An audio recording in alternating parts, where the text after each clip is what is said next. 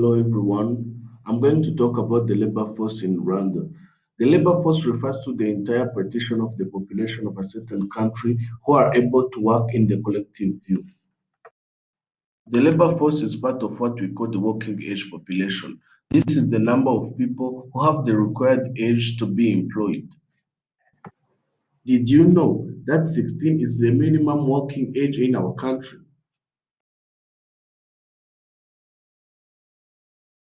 In Rwanda, the working age population is 6,709,183 people. 46% are outside of the labor force, and 54% of that number are in the labor force. People outside of the labor force are mostly women. However, in the labor force, a big number is for men. The working age population is concentrated in rural areas compared to the urban areas. Now, I'm going to talk about the employment status in Rwanda.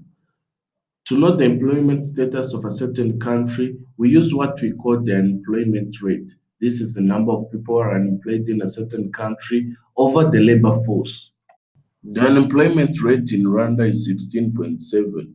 In Kigali city, we have 18.7, in the southern province 14.2, in the northern province 19.7, western province 22.4, and in the eastern province 10.8. Trying to examine the employment status by sex in Rwanda, we realize that the Eastern Province has a big number in both genders who are employed more than any other province. We also realize that the number of men that are employed is bigger than the number of women that are employed. While examining employment status by level of education, we realize that people with lower education background are the ones that are mainly employed. This is because of their concentration in the agricultural sector, which take a major part in labor in Rwanda. Now, I'm going to talk about the monthly cash income, in other words, salaries.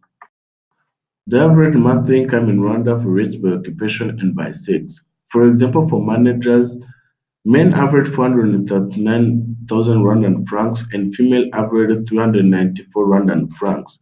And this sector is relatively the highest paying sector in Rwanda.